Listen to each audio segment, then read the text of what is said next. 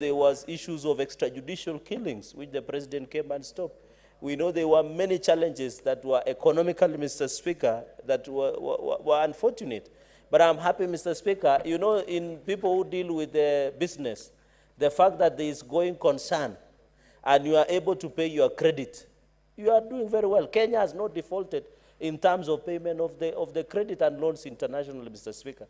And I know the change on the Speaker's seat, Mr. Speaker, and therefore it is very important that a house we must give, because where our economy was, Mr. Speaker, is at the cliff where we call near Kisumu, Shao Morobi, where it was almost going down the cliff, Mr. Speaker, in a place called Shao Morobi, where when old men and women, Mr. Speaker, in my community, so that the people can get the context, is after getting very old, they would used to say, death has forgotten us. So they used to go to a place in Nandi called Shao Morobi and throw themselves down, so that because they had realized they had gotten too old until death had forgotten. So that is the stage where economy had reached. Number two, I want to thank the president because we demand the independence of judiciary.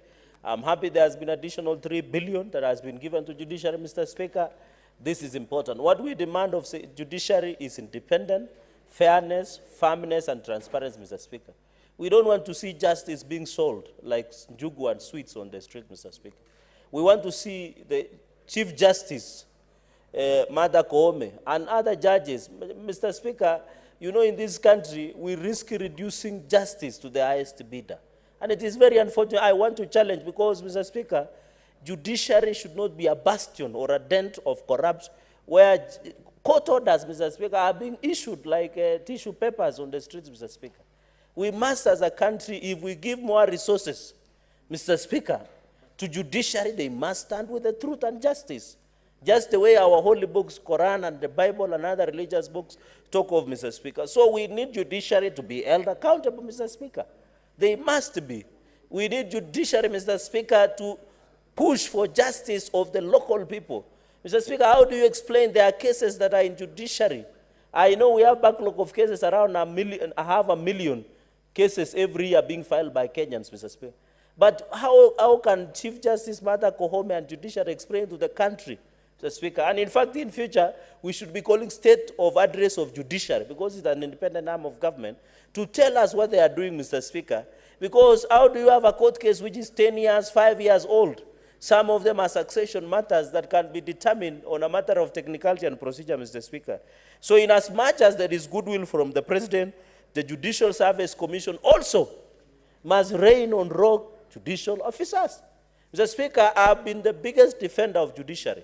In fact, I brought a statement when Salaries and Remuneration Commission wanted to reduce the salaries and emoluments of judiciary, Mr. Speaker.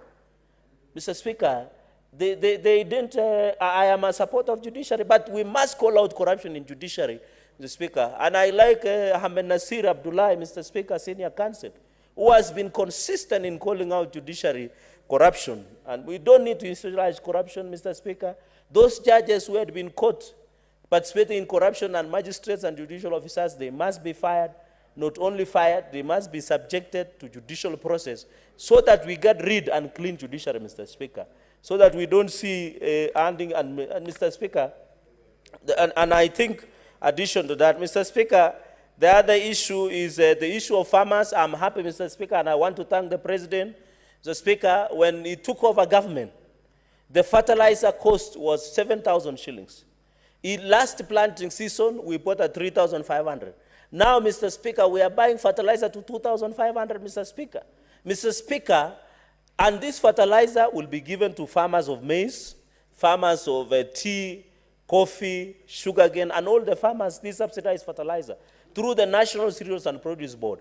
I want to thank the Minister of Agriculture, Senator Mithika Linturi, for spearheading distribution of subsidized fertilizer, Mr. Speaker.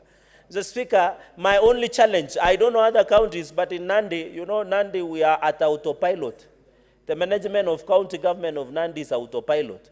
Because in Nandi, after getting the subsidy program, I expected the Nandi county governor and the county government, Mr. Sang, to do what we call last mile distribution of fertilizer. So that the fertilizer, they don't need to go to Lesos NCPP depot, or Mosoriat NCPP depot, or Celia NCPP depot, or Kobuja NCPP depot. So, Speaker, we needed county government of Nandi to do what we call last mile distribution of fertilizer, so that it becomes easy for farmers and save transport costs, noting that the cost of fuel is quite high, Mr. Speaker. So, and I want to thank the President. We now have dryers, maize dryers now. I want to inform farmers from where we come across the country, because we harvested when it was raining, Mr. Speaker, and to avoid the issue of aflatoxin, the dryers have been provided at 70 shillings. From 300 shillings per bag, Mr. Speaker. There are mobile dryers and others, Mr. Speaker. So on the sector of agriculture, Mr. Speaker, finally, on the issue of agriculture, I want to thank the President and also the Deputy President, His Excellency Rigathi Gachagua, because he has been reading the reforms in the coffee sector, in the tea sector, Mr. Speaker, and he has been reading reforms in the milk sector, Mr. Speaker. One of the issues of disappointment, Mr. Speaker, and I know the President is watching and government, is we have a problem because 1 liter of milk has fallen down to 32 shillings per liter, Mr. Speaker. We want at least 50 shillings of milk per liter so that farmers can get value.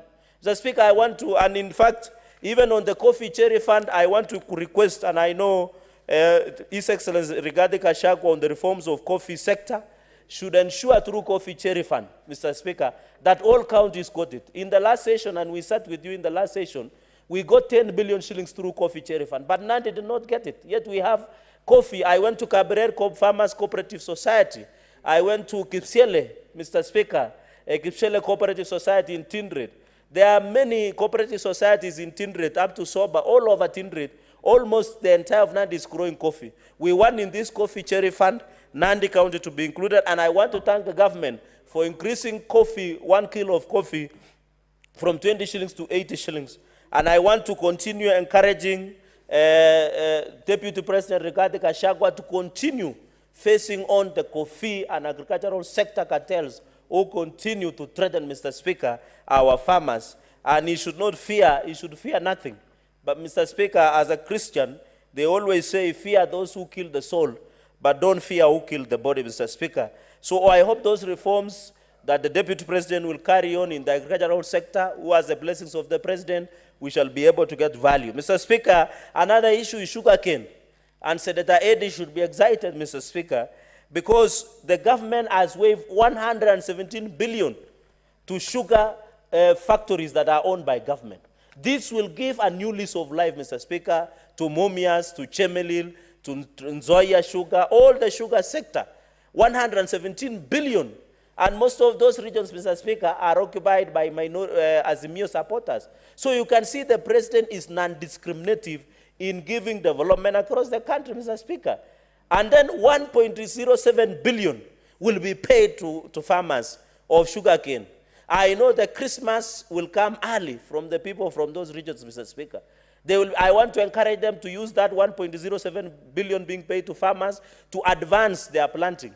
I don't want to see them adding more wives, adding more children, Mr. Speaker, or buying new toys or new cars or anything, Mr. Speaker, but be used in that aspect, Mr. Speaker. So on the agricultural front, because I just wanted to summarize on the agricultural front, Mr. Speaker, that is very important, and as farmers, we are very grateful to what they plan. And for us, Mr. Speaker, I want to encourage, even on our side, both minority and majority side, please find time to read our manifesto. I've always seen people commenting on issues where they have not read our manifesto. The plan is very clear. It's about the people. And finally, on the implementation on the issue of fishing landing site, Mr. Speaker, we need to ensure that there are fishing landing sites, like in Nyanza and Coast regions. These are areas that voted against William Ruto in 2022 general election, Mr. Speaker. But these are the areas that the President has not in any way discriminated in terms of development. As we talk, Nyanza and coastal regions are getting fishing landing site, which shows the President is not discriminative to any region in terms of it. Mr. Speaker, finally on agriculture is on the issue of post-harvest. I want to ask you, when you go to Nyandarua, where our brother comes from, we normally lose, even in my county, Mr. Speaker, we have a lot of milk, what we call milk clot. We don't want to see when there's milk clot or ndengu from Machakos or Kitui, or potatoes from Nyandarua and other areas, or milk from Nandi and other areas. We want to ensure, Mr. Speaker, Mr. Speaker, on the issue of Hustler Fund, I want to continue to encourage Kenyans to use this revolutionary for all of us, Mr. Speaker. We must be ready as a country to use the Hustler Fund and be ready to ensure saving. Mr. Speaker, on the issue of NHIF, we agree with the President that the reforms in the NHIF sector or universal health coverage should be taken at top notch. I want to thank President for community health promoters so that, you know, Mr. Speaker, apart from food, the next highest spending item of any family is on the issue of health care. Mr. Speaker, I want to thank, because now you'll have a health promoter coming to your house. They ensure they PMI you. They ensure, Mr. Speaker, so that you are able, Mr. Speaker, to live a good life, Mr. Speaker. And there is a song reggae talks about, there is, I think, a famous singer, I'm forgetting the name, his song about imagine if things were this good. That's a reggae song, Mr. Speaker. For those people who like listening to the reggae, Mr. Speaker, they can agree that imagine good things will be with Kenya Kwanza government led by William Ruto, Mr. Speaker. And transforming education, Mr. Speaker, because I can see my time is up. Let us continue transforming education. We want to see CBC programs being quickly addressed, Mr. Speaker. The digitization of government, finally, I want to thank Professor Kithure Kindiki, and for the comfort of the House, the Ministry of Interior, led by Professor Kithure Kindiki, has revoked licenses on the issue of charges on IDs, birth certificates, death certificates. People who are coming, when you go and get married outside the country, come with your children, Mr. Speaker. These things have continued to be reviewed, Mr. Speaker, going into the future. So I want to thank the Ministry of Interior for revoking that Gazette notice, so that the ordinary Kenyans can get services at affordable rate, Mr. Speaker. And you know, Mr. Speaker, you cannot levy tax without public participation and without parliamentary approval. I agree with Professor Kithure Kindiki that public participation should be done going into the future.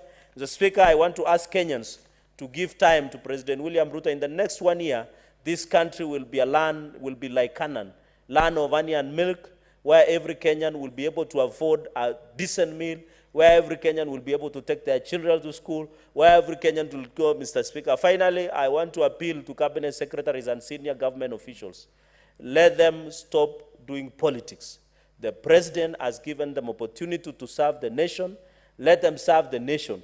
Politics for politicians.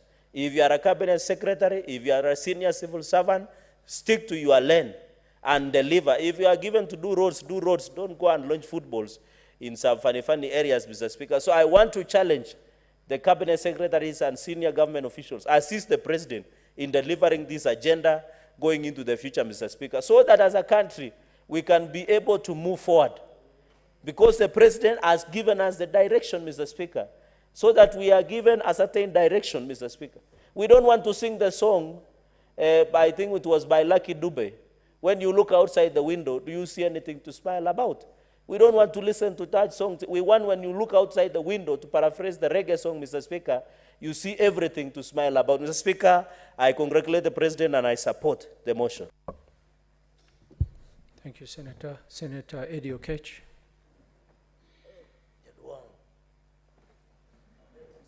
Don't start interruptions here. Mr. Speaker, it is with really a lot of humility that I even get a chance to, just comment, pass a few comments on the president's speech, which is a requirement of him under the Constitution, Article 132 of our Constitution. I think this will be the second time that we as a House are reflecting on the speech of the president. And Mr. Speaker, we cannot reflect on this speech without recognizing that the first speech was a promise speech, so that when the president was going to address the country in the second speech, then it goes without saying that it was a scorecard on the things that the president did promise on, which I'm glad that the Senator of Nandi has actually encapsulated that as an issue of the manifesto. And Mr. Speaker, that manifesto had very specific, very specific milestones and agenda that was sold to this nation, which was reiterated when the president gave his first speech to Parliament. I'm glad to see that in line 7 of his speech, Mr. Speaker, the president started attempting to give the nation apology for not being able to meet those promises. Because in that line, Mr. Speaker, the president gives a very clear excuse of why these particular issues have not been met. He says in his own mouth that in our plan, we identified 3 primary challenges: external shocks, physical distress, and structural imbalances that heavily strained our economy, causing nationwide difficulty. And this becomes the excuse, the mischief of excuse, so that he can be able to indicate to the country why the country is experiencing an almost economic meltdown. And you know, it's surprising, Mr. Speaker, when every speaker who has stood before this house, including some of the departmental heads, Mr. Speaker, stand and they've got all different reasons as to why the economy is not working. Senator Cherargei has stood here and also intimated some of them. Yesterday I saw here, Mr. Speaker, when the whip was moving this motion, saying very well that the reason as to why the dollar has gone higher is because Americans, the American citizens, were given dollars so that they could keep. I mean, Mr. Speaker, as that was happening in this house, Mr. Speaker, in the other house, the central bank governor was appearing in that house. Ask the same question. They are working for the same government. Ask the same question. The central bank governor said that the reason why the dollar is struggling, Mr. Speaker, is because there are no tourists coming to Kenya. So we have got 3 different people in the same government not understanding why we as a country are having a problem with the dollar. And Mr. Speaker, this kind of confusion in this regime that also reflects on the president's speech is an important one to assess, because in every single bit of the promises that the president gave, there is different numbers, different excuses that are not in line with what Kenyans are speaking. Let me start with the Speaker with the issue of education. Mr. Speaker, as the president was reaffirming his commitment to education, as we speak right now, Mr. Speaker, our kids in university, the students in the universities, in nearly all the universities, haven't received their money in help, and even if it was a grant, they haven't received them to an extent that children from Nandi are sleeping in verandas without even food. Mr. Speaker, if you look at the issue of secondary school education, Mr. Speaker. One moment, Eddie. What is your point of order, Senator Cherargei? You know, Mr. Speaker, Senator Eddie should have learned standing order number 105 on responsibility of facts. Higher Education's Loan Board was released 2 weeks ago. Is it in order, Mr. Speaker, with tremendous respect to my young brother, to mislead the country that money meant for Higher Education's Loan Board has been released, Mr. Speaker? And if he has a contrary to that, he should substantiate and table that information before the House. Because it might be good to make quick political gains, but it's not convenient to lie to the House, Mr. Speaker. Is it in order not lie, but mislead the House, Mr. Speaker? Senator Eddie, are you able to substantiate the information on help? Mr. Speaker, I think I've got a responsibility to always bring facts to this House, and also have a responsibility to educate lawyers who do not know numbers. And therefore, Mr. Speaker, you give me until the end of the week, I'll fashion this House with that data, because I'll be talking about so much data here that Cherargei might collapse hearing data, because he doesn't understand these numbers. Senator Cherargei, I want to tell Senator Cherargei through you, Mr. Speaker, that when he was speaking, I was listening. Sometimes you were given 1 mouth and 2 ears so that we listen more. And I listened to these numbers, so let him digest the numbers. If they are contrary, I'll wish him the courage to also be in touch with everything that's happening. Because, Mr. Speaker, for instance, I was going to the issue of the secondary school education, Mr. Speaker. When Uhuru Kenyatta left, President Uhuru Kenyatta left this country, Mr. Speaker, the capitation for secondary school education was such that the cost of tuition was 22,000. And by the time the president was leaving, everybody was getting their money. Today, in our economy, Mr. Speaker, we have 4 million students who are secondary school students. he knows very well that the president, for capitation, has only released 65 billion.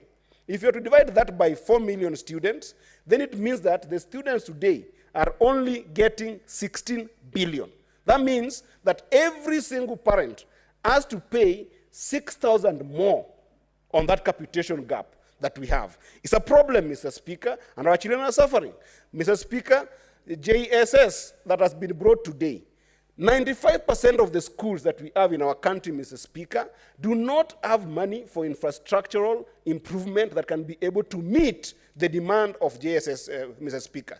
While parents are struggling to pay for capitation gaps in this country, Mr. Speaker, the same parents are forced, Mr. Speaker, to fundraise to be able to buy desks, to fundraise to be able to build classrooms, to fundraise to buy books for their children, to fundraise, Mr. Speaker. Senator Eddy, there is a point of order from Senator Cherargei.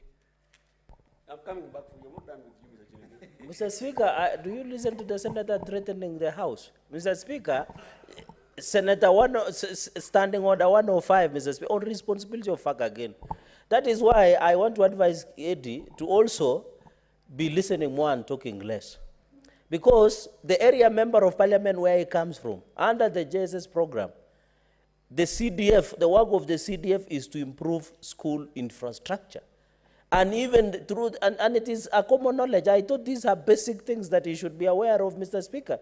Because under the CDF, it is the work of the CDF to improve and develop infrastructure that we have. So is it in order, under Standing Order 105, Mr. Speaker, to mislead the House and say that the president instead, and you know CDF, Mr. Speaker, is given to all legislators, both on the minority and majority side.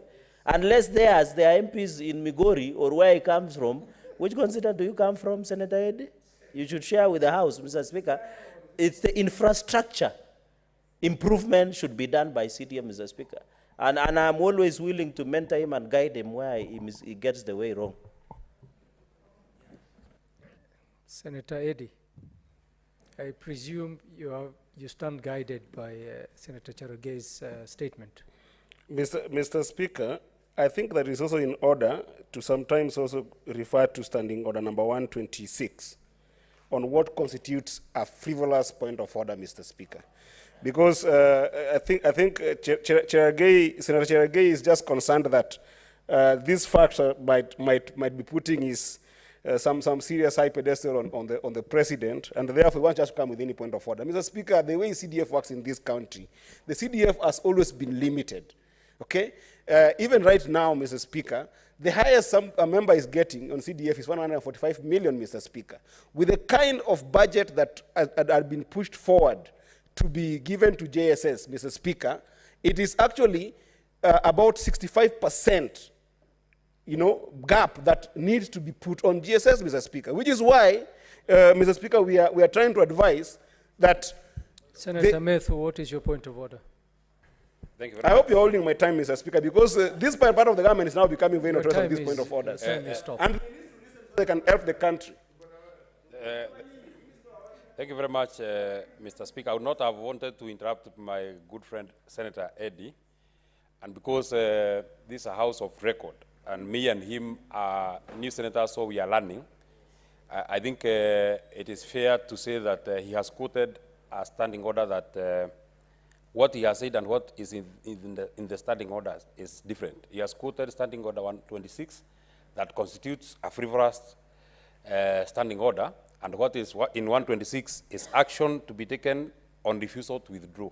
It has nothing to do with a frivolous standing order, point of order. So, for purposes of his knowledge, he can read and quote the right point of order.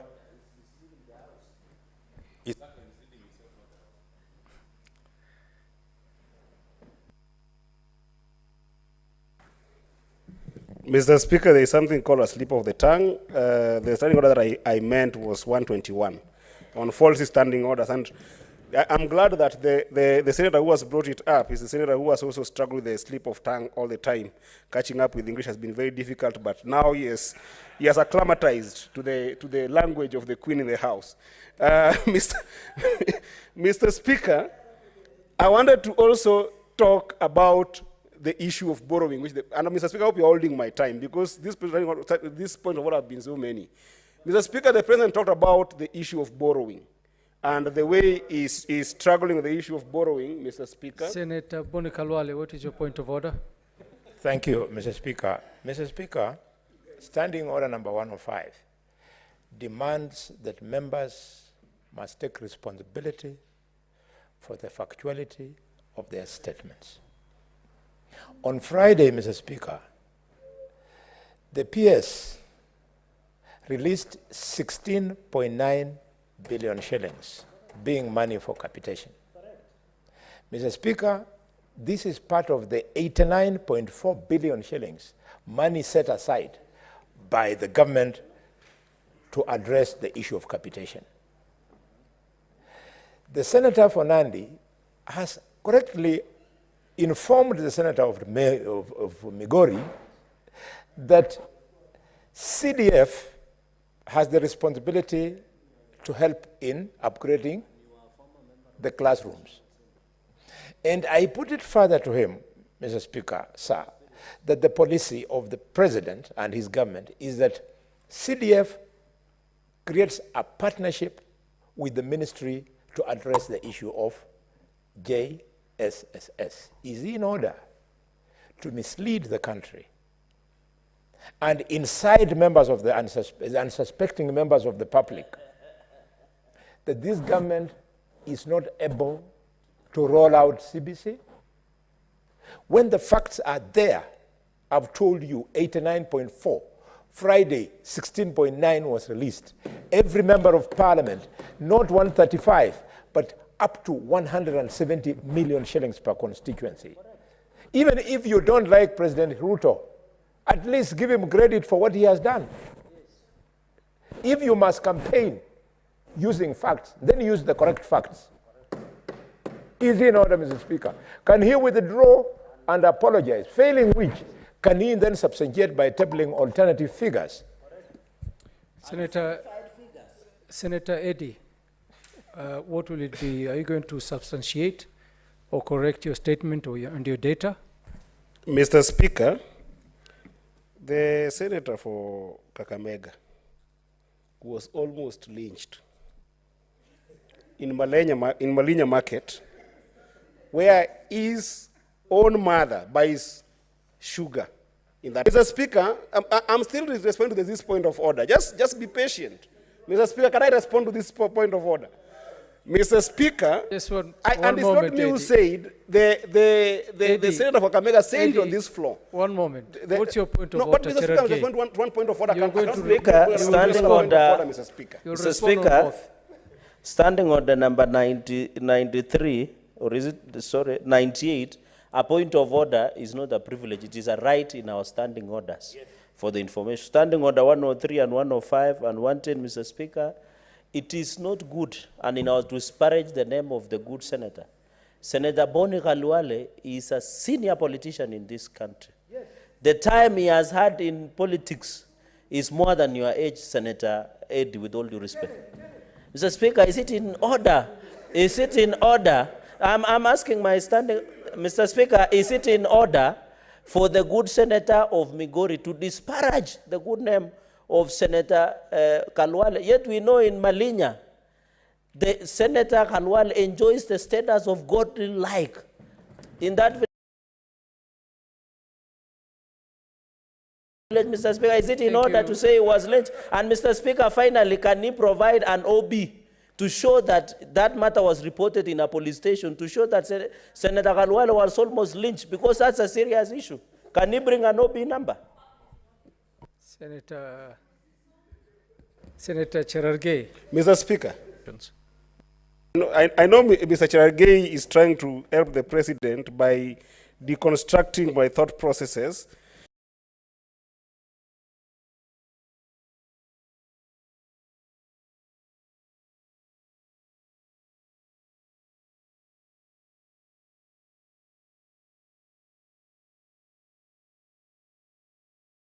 But it should also not bring is, Mr. Speaker, the word ignorance is not any any bad word to use when somebody doesn't know Senator something. Eddy, if I may guide you, please clarify on the issue of capitation. I will, Mr. Speaker, as directed by my Senator character has been assassinated here, Mr. Speaker, because when I talked about the issue of heckling and almost the lynching scenario in Malinya, it is not me who said. It is Senator Boni Alwale who stood in front of this house yesterday and said it. It's not me who said. So it is upon the Senator of Nandi to make sure that he is a responsible member who comes to this house and listens to what people say. And in fact, I empathize with Senator Boni Alwale because he was echoed for the first time. He's a fine leader, but he was echoed on the basis that the economic times are hard in this country. He accepted it. On the issue of capitation, he who alleges, Mr. Speaker, the lawyers in the house will tell you, has got the fundamental responsibility to also be able to give us his evidence. You cannot question my facts and saying that my facts should be tabled in the House, and then you give a counterfacts which haven't tabled in the House. If you feel that my facts are wrong, bring your facts in the House so that we look them against my facts. So, Mr. Speaker, I will bring my facts. I've also stated. So I'll bring my facts in the House and then allow Boni also, Mr. Speaker, and to make a ruling on this, that Senator Boni Alwale must also bring his facts against my facts in this House. Mr. Speaker, I was talking about the issue of borrowing, and I hope that my time now starts at 15 minutes that I still have. Mr. Speaker, no, because you've been interrupting me, you don't want to listen to the truth. Mr. Speaker, the President talked very squarely about the issue of borrowing, which has been a serious burden to this House and to the nation. Senator And Mr. Speaker, let's allow Senator Eddy to be heard in silence. Mr. Speaker, let's hear protect him me. first. Protect me. What is your point of order? Mr. Speaker, protect me. Standing we cannot Mr. have debate Speaker, understanding order number 98, a point of order, I want to insist is a right and is part of the standing orders. Mr. Speaker, have you heard it saying he who alleges must prove? In the standard of criminal probabilities, now is moving pattern of substantiating to Senator Kalwale, Mr. Speaker. Is he challenging your ruling? Mr. Speaker, is it in order to revise your ruling? Does our standing orders and constitution allow us to challenge the Speaker's ruling, yet you have told him to come and substantiate? It's not about Senator Kalwale. Is it in order, Mr. Speaker, sir? Very well, Senator Cherugei. Senator Eddy, you may proceed, but I think you did mention that you're going to substantiate your information and data next week, on Tuesday? Yes, Mr. Speaker. Tuesday next week. Thank you. Thank you. Are you happy now? Okay. Now, happily listen to my submissions here. Mr. Speaker, the President talked about borrowing in this country, Mr. Speaker. When President Uhuru Kenyatta left this country, Mr. Speaker, the commercial borrowing interest rate was averaging 14%.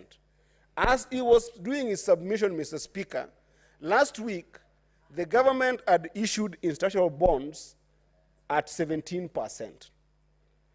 If you issue infrastructure bond at 17%, Mr. Speaker, there is no way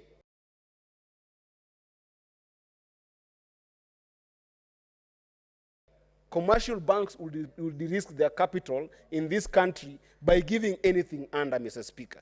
Such that this has forced our economy right now that if the banks were to give any loans to any of these small businesses that the government really wants to help, it is now averaging 24%, Mr. Speaker.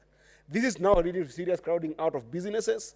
Businesses cannot get a chance to grow, Mr. Speaker, because of this same kind of heavy borrowing we are seeing, Mr. Speaker. When BPS was moved earlier sometimes this year, Mr. Speaker, the deficit that we had as a country, Mr. Speaker, was 700 billion. And I know this because we sit with the senior senator of Kakamega, Boni Alwale, and together with him, we did criticize, Mr. Speaker, my time is still not, you're protecting on the time. Mr. Speaker, we did criticize the issue of high deficit. As we speak right now, Mr. Speaker, the president has borrowed 1.2 trillion, way above the deficit of this country, Mr. Speaker. Then, This kind of juxtaposition of a statement from the President, Mr. Speaker, is worrisome. Mr. Speaker, the President talked about the issue of subsidy, which is consistent to the claim that the President had made in the beginning of the year that it is very important that the country subsidizes production and not consumption, Mr. Speaker. And the issue of fertilizer, Mr. Speaker. What is your point of order, Boni Kalwale? I'm sorry to appear like I'm interrupting the distinguished senator. Mr. Speaker, he is alleging that the President has borrowed 1.2 trillion shillings. Trillion. He's an economist and he knows what it means by 1.2 trillion. Could he please help this House, carry the public by tabling here evidence showing the 1.2 trillion shillings that the President has borrowed? You can't make here sweeping populist statements that suit the opposition politics as if President William Ruto is an irresponsible leader. When he spoke to this issue, it was clear he only limited himself to the fact that the Eurobond, which was 2 billion shillings, he was going to repay next month at 300 million shillings. So if Eurobond was 2 billion, and he has not talked about any bond, Eurobond, China bond, or whatever bond, was 2 billion, about 1.2 trillion. If you must lie, lie with facts. Lie reasonably. Lie with a degree of intelligence. Point of order on who? Senator Muma. Honorable Speaker, allow me to raise a point of order on the process that's going on. Mr. Speaker, I feel the use of point of orders to disrupt needs to be ruled upon. Mr. Speaker, there are members in this House who are actually, through the point of order, violating Standing Order number 97, getting to speak more than once on this issue by calling on points of orders and then proceeding to seem to discuss on issues that people have raised. Mr. Speaker, we need to stop that. Senator Muma, the point of order that you've cited says no senator shall speak more than once to a question. It does not refer to more than once in a point of order. Point of order, any senator may raise a point of order at any time during a member's speech. So your point of order does not stand.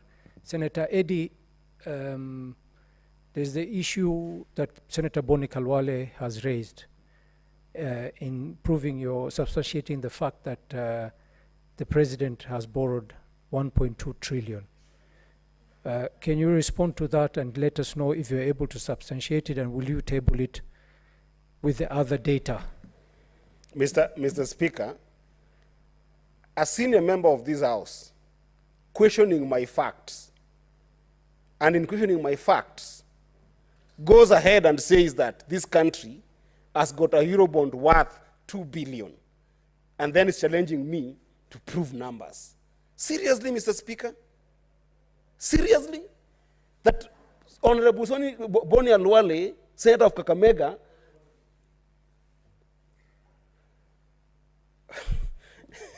Yes. Mr. Speaker, even before the point of order, Mr. Speaker, there is another point of order. Was this a strategy from the government side so that they can run away from my facts and from telling them what Kenyans are feeling today? Senator, you know, Senator Eddy. Order, Senator Eddy. Senator Eddy, order. Eddy. What's your point of order, Senator Cheptumo? So, Speaker, you know I rarely interrupt members. I only do so when it is absolutely necessary. Mr. Speaker, you gave some directions, very clear, for Senator Fomikori to be able to explain his position. Instead of doing so, Mr. Speaker, is again going ahead to look like challenging your decision. Mr. Speaker, I think it is only fair. This is a house of rules, of order, of record. Whoever alleges, Mr. Speaker, and I think that is what Honorable Kalwal was talking to, that proves that what you are talking about, you have the facts. And Mr. Speaker, I think already you've told him to be able to, he is able to do that, I think next week or something, from the other issues you have raised. If he doesn't have the facts now, he can be given time. But Mr. Speaker, we are losing time. I want to speak to this motion and many other members, Mr. Speaker. I think, Mr. Speaker, as much as we have that right under the standing orders, I think also we should spend our time optimally so that we move forward. But my colleague here should be able, Mr. Speaker, to explain his position, not only alleging, but able to prove what he's saying. Senator Cheptumo, I think if you had given him time, he would have probably responded. He was just making his introductory remarks. So let us give him time, and we see if he's going to substantiate or not. Senator Eddy. Mr. Speaker, where Senator Boni Alwale feels like my fact is wrong against his facts, I promise that next week I will avail it in the House. Is that satisfactory? So that you can rule this, so I can finish my presentation. Mr. Speaker, Mr. President did talk very heavily on the issue of farm input. That's what I was talking about, Mr. Speaker. And the concept has always been that, and the argument has always been that you subsidize production and not consumption, Mr. Speaker, which is probably a brilliant concept. But Mr. Speaker, the reality is this. When you say that you have subsidized fertilizer, such that fertilizer prices have come from 6,500 to 2,500, which is a fact, Mr. Speaker, I have called everywhere in Migori County. There is nowhere that fertilizer goes for 2,500. And I'll tell you the reason why, Bonnie. Number two, Mr. Speaker, we had Senate Mashinani in Turkana. When you go to Turkana, we went to a place called Kitili in irrigation mines, in irrigation farms. There is nowhere among those farmers are getting fertilizer for 2,500. And the reason is very simple, Bonnie. When you decide to say that you're subsidizing fertilizer, and constantly the cost of petrol and fuel keeps on going higher, the other inputs get affected, including the cost of vehicles that are supposed to go to a place like Lokicha to take that fertilizer down there. That is why there is an increased price of fertilizers, despite the fact that you claim subsidy, Mr. Speaker. And in any case, fertilizer is not the only subsidized input that the country needs, Mr. Speaker. The people from the lake where I come from, the people of Migori, the people of Siaya, the people of Homa Bay, are serious fish farmers, Mr. Speaker. When you put something like cost of fuel to be very high, it affects them directly, Mr. Speaker. As we speak now, Mr. Speaker, the shilling is extremely performing poorly against other currencies, Mr. Speaker. As we speak right now, Mr. Speaker, Uganda has just decided to buy its oil directly and not through Kenya, Mr. Speaker. When Uhuru Kenyatta was leaving, Mr. Speaker, the Kenya shillings was trading at 32 shillings against the Ugandan shillings. Right now, it is 25 shillings, Mr. Speaker. The Tanzanian shillings is now stronger than it was when Uhuru Kenyatta was leaving, Mr. Speaker. And in any case, Boni Alwale wants to know that the people who grow tea in this country, today the auctioning of tea has now shifted to Tanzania instead of what was happening in Mombasa. Mr. Speaker, the economy is doing bad. And for the purposes of the one man who believes in God, President Ruto, and his troops like Senator Boni Alwale, the book of John, chapter 21, verse 3, says that when Jesus Christ had been arrested, crucified, and died, his disciples felt broken. They felt broken because they had nothing to do, nothing else to do. They went back to fish. And in the third day when Jesus arose from the dead, he came back and told them, when you are most broken, that is when God is near you. The people of Kenya today, we are telling you, Ruto has broken our spirits. Ruto has broken the future of our children. President Ruto has broken the hopes and the dreams of our people. And I can tell you that even if you insist through these speeches and these frivolous point of orders, Mr. Speaker, the country will move forward, because now as a people, our hands is in our Lord Jesus Christ. Senator Our hands Cheptumo. is in the hand of God. Eddie, Senator Cheptumo, what's your point of order? Mr. Speaker, is the member really debating this statement? He is converting, Mr. Speaker, this House to a political rally. Mr. Speaker, this statement is a clear expression of the plans that the head of state has for this country. And Mr. Speaker, for the member to appear to dismiss every proposal, every statement in this statement, Mr. Speaker, is unfair, Mr. Speaker. Mr. Speaker, this is a house of debate. Let us be objective in our discussion, Mr. Speaker. Mr. Speaker, I think my colleague is overstepping his submission, Mr. Speaker, because Senator Cheptumo, he is attacking the person of the president, Mr. Speaker. what standing order are you standing Mr. Speaker, on? I've said what I've said. Senator Mungatana, what's your point of order? I think I'm standing on standing order number 105. I'm asking the honorable senator from Migori, who is a very good and upcoming senator. When he generalizes and says Ruto has, first of all, is it the president or who is he talking about?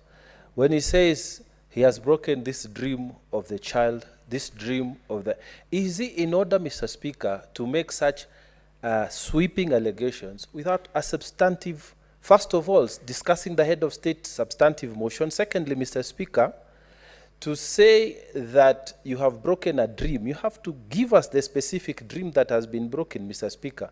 What was the dream of the fisherman that you said? Was he expecting to get 10 kilograms or what? And how was that dream broken? How is Ruto in it? Mr. Speaker, I think the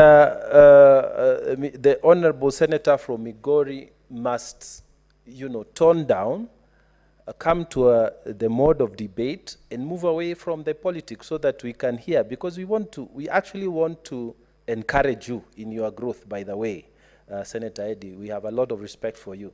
But don't veer off into the politics. Stick to the issue so that we can hear you, Mr. Speaker. Is he in order?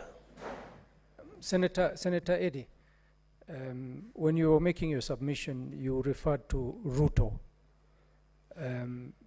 Is your point against Ruto as a person or Ruto the president? Because you do not refer to him as the president. Mr. Speaker, I did refer to President Ruto, and I'm addressing the presidential speech. Is that okay? Can I conclude? On the point of order raised by Senator Mungatana, although I'm not sure if it actually needs substantiating. But I think at this point I will allow you to finish your submission. Mr. Speaker, you only have 2 minutes. I have no problem responding to this in the context of this speech. The speech includes the president's investment on what we call ASLA funds.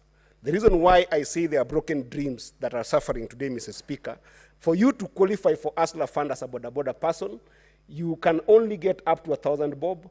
And for you to qualify for bigger chunks of money, Mr. Speaker, for borders in this country, for even them to get 4,000, it takes them about an average of 7 months to qualify for that. As I speak to you, Senator of Tana River, the borders when Uhuru Kenyatta was living here, was living office, TVS model of border that is commonly used in this country was going for 128,000 Kenya shillings. Right now, it is going for 168,000 Kenya shillings in the market. Go and check.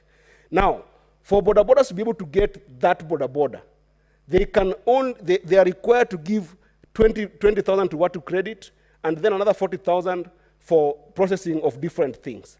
The remaining is all debt. That means that Boda Boda needs a debt of 150,000, my brother Senator Mungatana.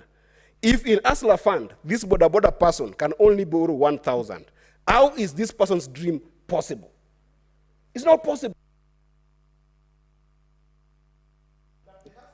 Your time is up. Your time is up. We added your time. We did. We've been stopping your clock, and I actually added you 1 more minute. Okay, 2 minutes to conclude. So 2 minutes to conclude. Yeah. So what I was saying, my brothers and sisters, is that even hustler funds today, the biggest borrowing place for hustlers in this country is no longer the hustler fund. It is the Mutua kiosk, because in the morning they have to borrow to consume. They go in the morning to borrow for mayai. They go in the morning to borrow and write in that book, Mama wa kiosk, give me sugar, give me maziwa. You see, this is the endless problem that we have. If you're going to have a hustler fund, make it possible for people to borrow for assets that can allow them to do business. And lastly, Mr. Speaker, we have got what I would call personally housing tax. Mr. Speaker, for these hustlers, our mothers in the villages, our people in Kibera, our people in Madare, for them, their pension scheme has never been the issue of being able to keep on putting money so that they buy houses. Their pension scheme is their children. These mothers and these men always educate their children so that when their children get education, they can buy them a house. In fact, there are a number of people in this house who today are buying their parents' houses, including me. I'm building my father's house today. If you make it impossible for me to do business in this country, impossible for me to borrow, impossible for me to survive, I cannot be able to take my kid to school as a mother in Kibera. I cannot be able to take my kid to school as a person in Madare. You make it impossible for me to dream. You make it impossible for me to have hope in this country. Please go back to the basics that you promised on the hustler economy and make it possible for hustlers to thrive in this country. Otherwise, we continue talking about these big dreams, and the president continues using 500 million for travels everywhere, money that could be used to give hustlers to buy boda bodas, money that could be used to give hustlers to buy kokoteni, money that could be used to give hustlers money to be able to buy washing machines and be able to build their dreams. What is your point of order, Senator Mungatana? Is the honorable senator from Migori in order to insinuate that President Ruto is spending 500 million on travels when we went to Kirwa in what the place is called, in Kwale, Ukwiru in Kwale. And because of the negotiations that were done, the whole project of electrification was 1.2 billion. 1.2 billion, Mr. Speaker, and the government of Kenya only contributed 56 million. Is he in order to say that usage of these travels is a waste of money? Is he in order to insinuate that? He can't answer. His time is over, Mr. Speaker. No, Senator Eddy, you don't have to answer. That is your opinion. You might take a seat. Senator Wamatinga Wahome. Thank you very much, Mr. Speaker, sir. Indeed, we did listen to the presidential speech. It is quite astonishing, Mr. Speaker, that some senators who were supposed to have sat there and listened to the presidential speech, it's either their ears had taken leave or they are suffering from a selective amnesia.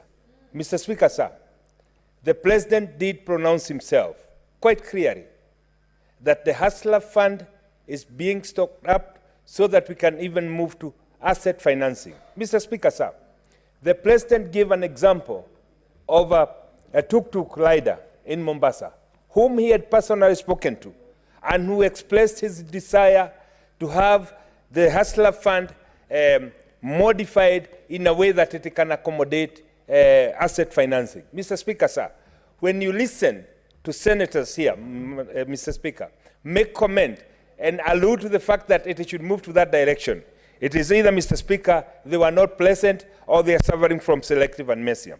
Having said that, Mr. Speaker, sir, it is not lost to us that the President did pronounce himself to the policies, to the measurements, and to the adjustments that have taken place in the agricultural sector. Mr. Speaker, sir, you might hear one senator speak about missing fertilizer, but the problem is, Mr. Speaker, some of these senators speaking here, they never go home, so they will never know what is available at home.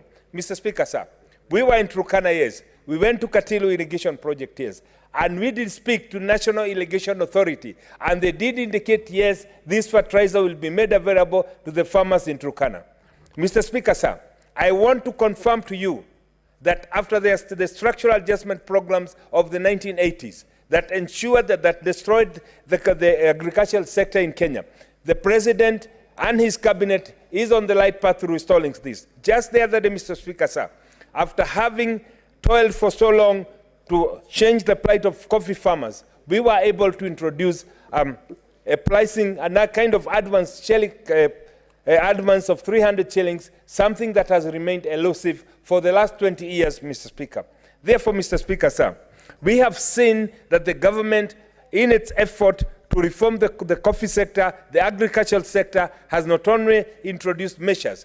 Mr. Speaker, sir, in the Agricultural Committee in which I sit in, we have 9 bills, Mr. Speaker, 9 bills, all of them concerning reforms in the agricultural sector. Mr. Speaker, sir, what has been lacking in this country is the political goodwill to make changes that will benefit Kenyans. Mr. Speaker, sir, in this regime, and I would want to quote the words of the President, it is possible for us to change the fate of Kenyans and especially the farmers in our lifetime. Mr. Speaker, sir, in just under 1 year, Mr. Speaker, the current regime, the Kenya Kwanza government, has been able to employ over 56,000 teachers, Mr. Speaker, sir.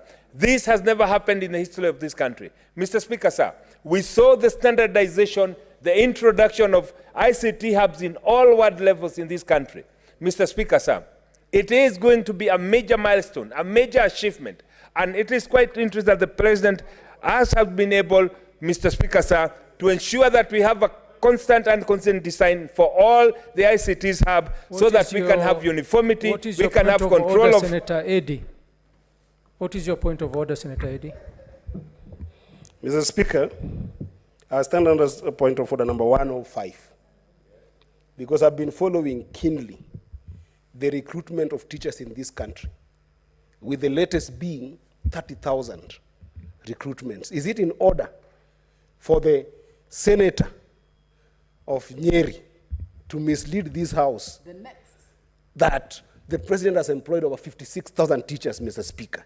And in any case, perhaps it should take the courage of even telling us those 56,000 teachers, Mr. Speaker, which counties are they from?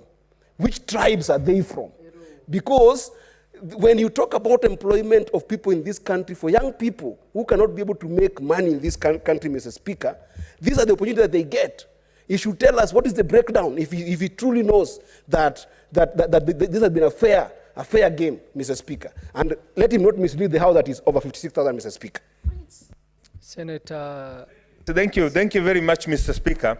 The figures and the data can be accessed through the website of Teachers Service Commission. Mr. Speaker, sir, just like those senators claiming that fertilizers have not gotten their county because they never get to go to their counties. And Mr. Speaker, sir, because of our generosity, we as senators, the senior senators, have come together and have agreed. Those senators who are struggling to get a landing in their homes because of the lack of spouses, we are going to arrange for them, they get the spouses so that they can be able to go back home and they can be able to tell this House what is happening back home. Mr. Speaker, sir, this is in the TSC. I do not need to do any research, Mr. Speaker. I do not need to. Senator Wahome, order before I give you a point of order. Senator Wahome, Senator Eddy stood on a point of order to request that you substantiate the figure of numbers of teachers that were employed.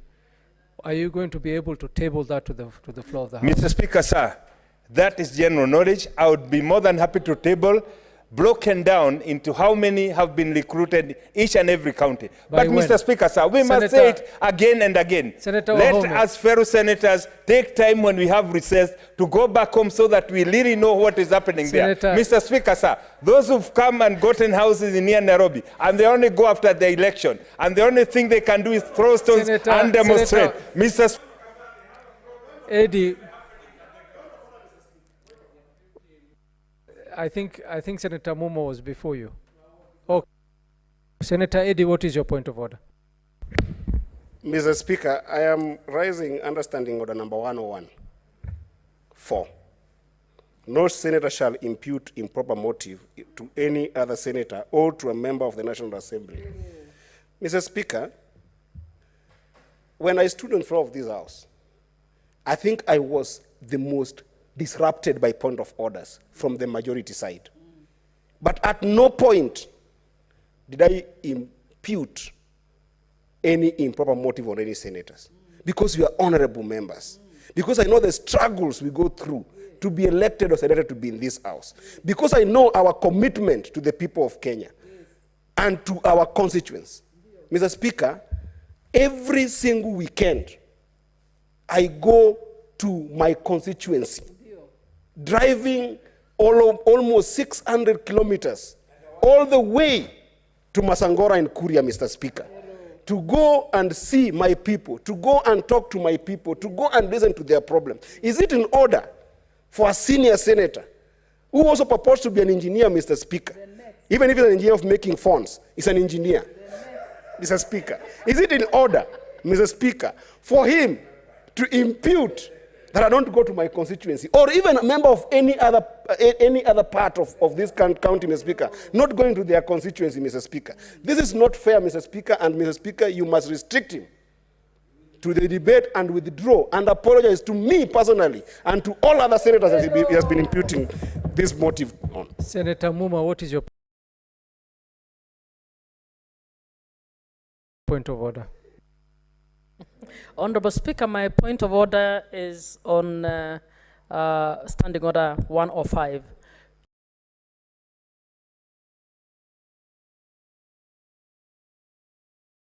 You did ask the Speaker to actually undertake to substantiate the information as provided. But what he's doing is referring us to a website. Can you call him to order? Secondly, Mr. Speaker, is he in order to imply that one has to be married in order to be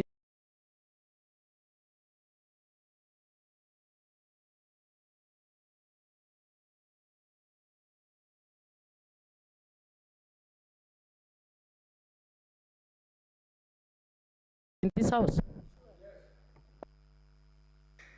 Senator Wahome. Thank you very much, Mr. Speaker. Senator Wahome, before you proceed, Yes. are you going to withdraw and apologize your statement on senators not going?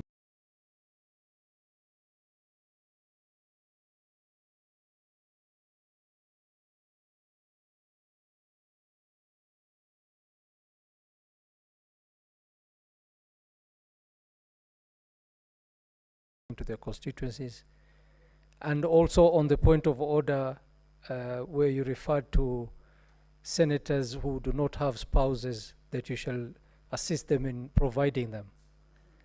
Speaker, sir, I'm an African, and I think it is a duty of the elders to be able to assist the younger ones who are not able to get spouses. I'll be doing my African duty. Therefore, I do not need to apologize on that one. I think I'll be doing. What is your point of order, Senator Eddy? Mr. Speaker, I am speaking as a youth in this country, okay? Still under Standing Order number 101. This House, Mr. Speaker and honorable members, must stop being ageist. This House, Mr. Speaker, must stop being chauvinistic. This House, Mr. Speaker, must stop looking at people of disability as not enough. This is why senators like Wamatinga, Mr. Speaker, was disparaging a woman governor the other day here, because constantly you see this house as a house of seniors, as a house of superiors, as a house of certain caliber of people. We are here by right, and the young people of this country elected me, married or not, they elected me to belong to this house. You're not going to continue with this ageist, this chauvinistic, this misogynistic kind of attitude in this house. And Mr. Speaker, on this, I don't need his apology, because we are young people of this country, and we belong here, and we're going to contribute to this debate, whether you like it or not. I thank you, Mr. Speaker. Thank you. Senator. The role of an African elder still remains standing. Mr. Speaker, sir, why the African society has been over years been known to move upright, it's because before even the coming of the modern education, we were passing our knowledge orally from one generation to the next one. Mr. Speaker, sir, it is an open secret that many communities, including in Kenya, the guidance of the elders to the younger ones cannot be equated to anything, Mr. Speaker. There's nothing to withdraw, that there is nothing to apologize. It's the setup of Africans. That's what makes us this very, very strong, even in the adversity that we confront as a continent. Having said that, Mr. Speaker, sir, what we are discussing today is the presidential speech. Mr. Speaker, sir. Mr. Speaker, sir, through the Speaker. Senator.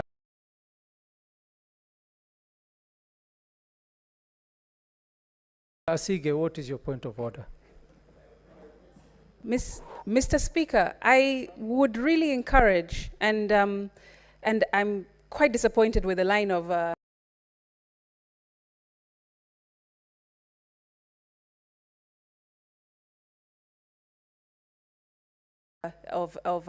debate that is being taken right now, because it has nothing to do with the address. We're supposed to be talking about the state of the nation, not the state of single or married young people in Kenya. That is another debate for another day. And I am standing on order 101. I feel extremely offended because this line of language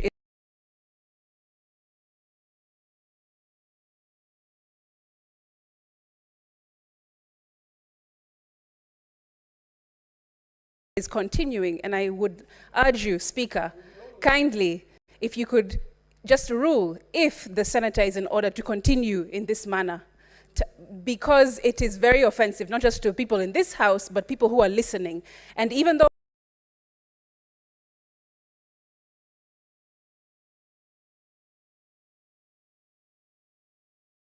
even if it's his opinion, Speaker, that the elders are here to do 1, 2, or 3, that has nothing to do with the State of the Nation address. So kindly rule him out of order. Senator Wahome, I would urge you to continue with your submission on the State of the Nation and avoid attracting too much points of orders. Thank you very much, Mr. Speaker. I'm well guided. Some things will never change no matter how much or how little you say them. Mr. Speaker, sir, proceed with your submission. To the State of the Nation. Going back to the State of the Nation, Mr. Speaker, sir, I was very impressed that the President did outline the number of Kenyans that he called. A President calling a farmer in Trans Nzoia, the President calling a Boda Boda rider in Mombasa. Mr. Speaker, this is a clear demonstration that the President of this country cares about the Kenyans, that he minds going collecting views of Kenyans, and most importantly, looking at how they would want things done. Mr. Speaker, sir, whoever cared to listen to the speech of the President heard and is aware that he has a plan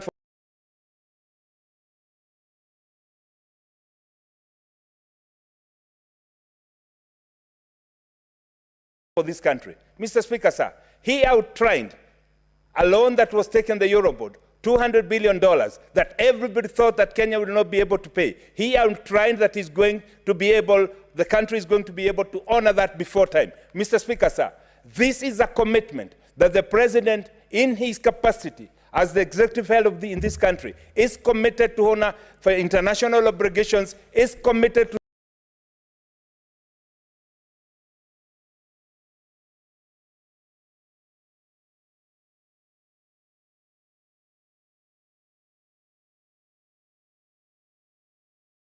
to see that the economy of Kenya is in the path of recovery, but most importantly, Mr. Speaker, that he is prepared to take everybody on board towards this path of recovery. What other people would not want to hear, Mr. Speaker, sir? And I'll quote a saying that comes from my community. When somebody does not like you, even when you're in a swimming pool, he'll tell you you're blowing a lot of dust. Mr. Speaker, sir, we know the commitment of the president from maintaining this economy. We know the commitment of the president to guide the farmers towards the path of recovery. We know the commitment of the president to ensure that the dignity of Kenyans is restored, not by making them beggars, Mr. Speaker, sir, but by ensuring that they join hands into the economic path of recovery. Mr. Speaker, sir, it is not an open secret that we can recover and we will recover because the president has the utmost political goodwill to ensure that this country is in the path of recovery. As I sit down, Mr. Speaker, sir, I would urge my colleagues to look at it openly. It does not matter. 2027 is coming. You'll challenge us on what we've been able to perform. 2032 is coming, Mr. Speaker. They'll challenge us in terms of what we've been able to achieve. Mr. Speaker, sir, as I sit down, I want to tell my fellow senators, let us close ranks. Let us agree that it is our obligation to move this country forward. Eddie, the senator from Migori, he is my brother, my younger brother. It is my obligation, Mr. Speaker, sir, to guide him into the right path. And Mr. Speaker, sir, if I step on the long toes, it is not because I don't like him. It is because I like him so much. That is why I'll repeatedly tell him again and again.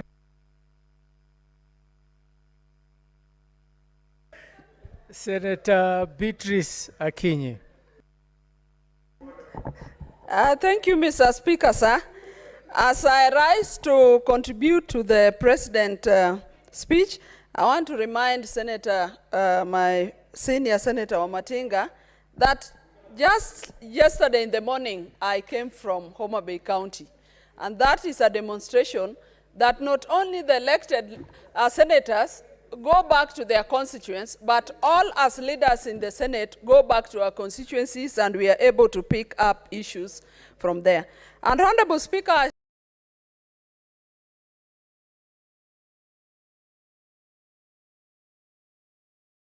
as I start my presentation, Mr. Speaker, sir, I want to start on the note that the cost of living continues to escalate, and just to inform all of us that Kenyans are stretched to the limit.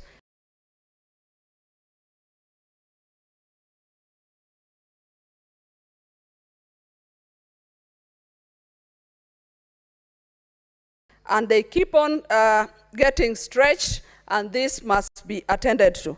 Just this morning, Honorable Speaker, I attended to Mass, and in that Mass, Honorable Speaker, there was a wise reading from the Book of Wisdom. Senator Kalwale, what is your point of order?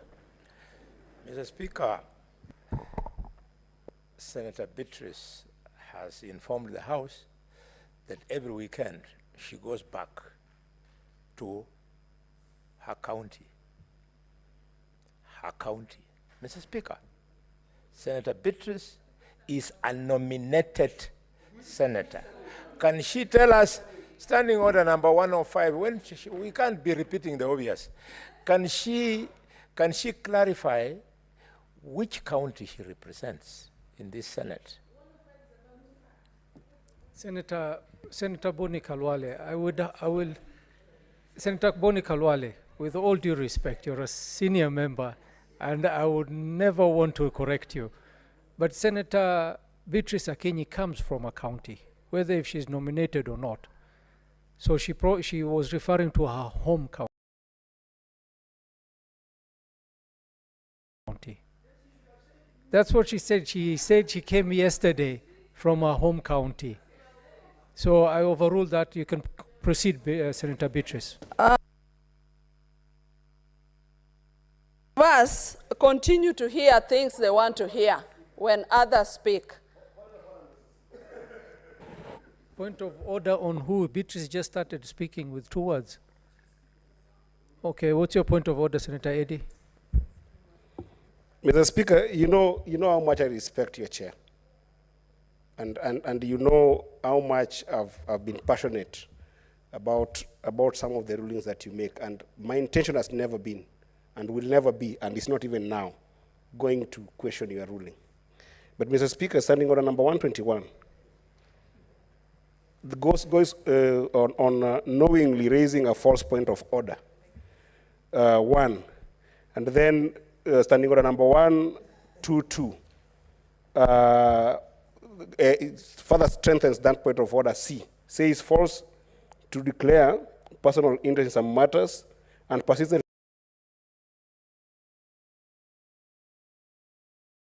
making serious allegations, and then goes all the way to 122J. Mr. Speaker, the senator for Kakamega is constantly raising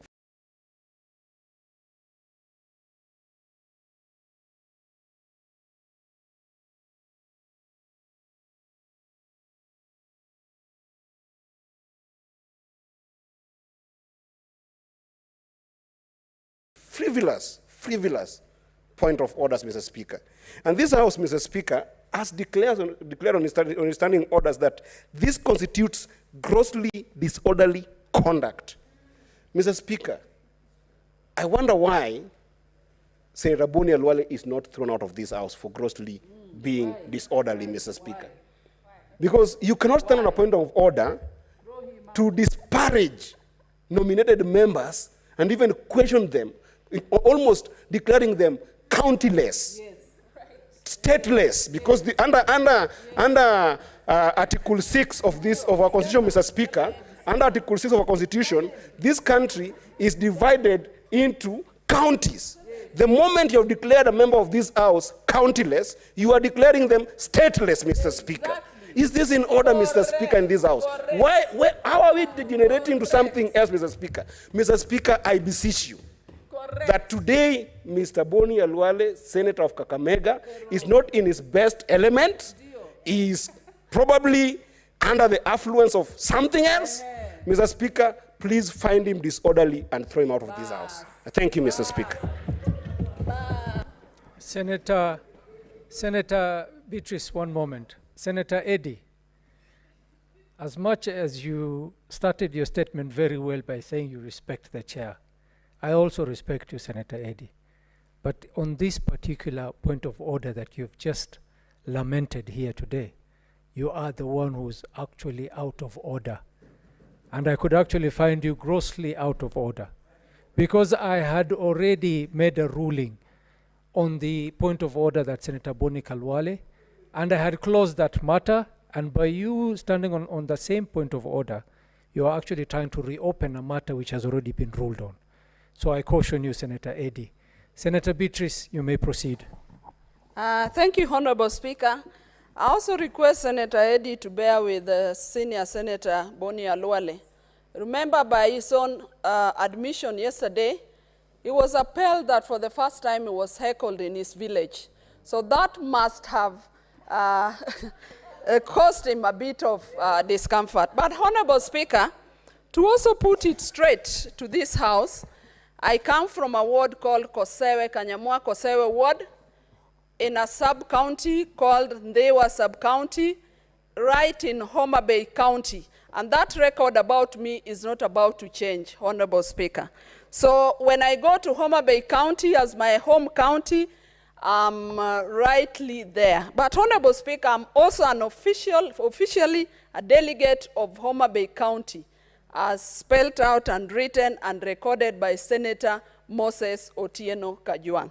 So, Honorable Speaker, as I begin to make my contribution to the presidential speech, this morning, Honorable Speaker, I was in Mass, and in that there was a reading from the Book of Wisdom. And it said, "Listen, O kings, that you may learn wisdom." And Honorable Speaker, one wise man I like listening to often says that if you want to succeed, listen to the don't listen to the people with the answers. Listen to the people with the questions. And Honorable Speaker, these are part of my contribution, is part of the people with the questions. Honorable Speaker, as I contribute to the President's speech, I would like that the head of state takes note of the following items in my checklist. Honorable Speaker, you notice that we've had a countrywide power outage. The longest blackout that happened in this county was in August this year for over 20 hours, Honorable Speaker. And this points to the economy, and this points to the image that as a county we paint out. Just last Saturday, Honorable Speaker, there was another blackout from 8 p.m. till latest mid. Had such national power blackouts in the last few months, and this must be taken care of, Honorable Speaker, because power points to our economy, and as I've said, it also points to the image.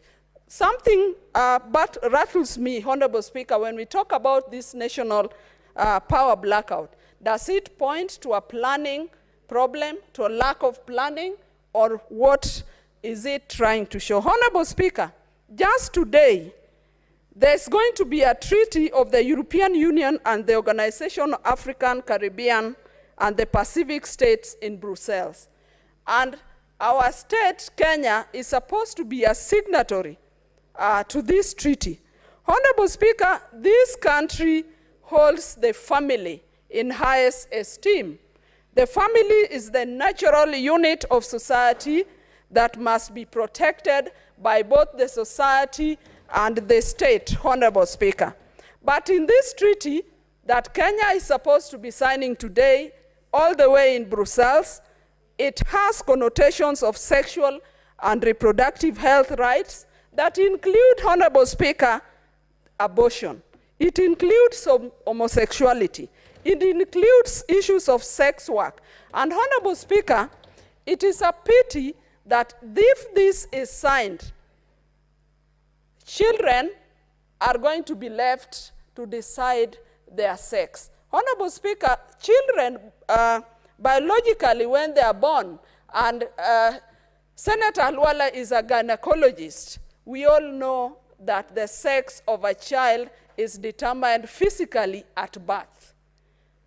But there is this proposition that children should be left without determining their sex, without spelling out their sex, so that in future as they grow up, they have a choice to decide whether they are female or male. And today, as I speak, this treaty is supposed to be signed in Brussels.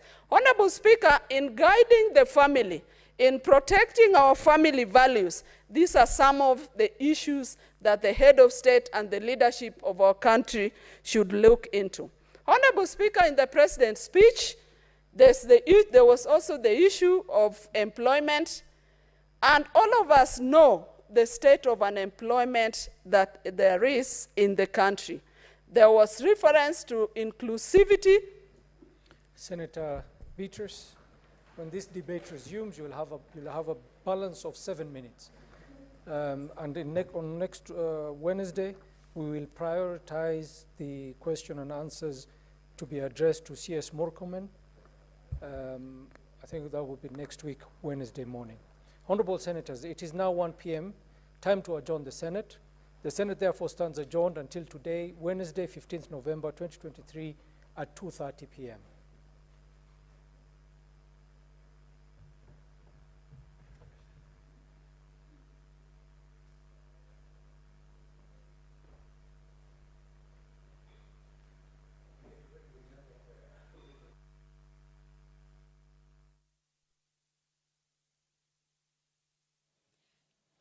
Mtazamaji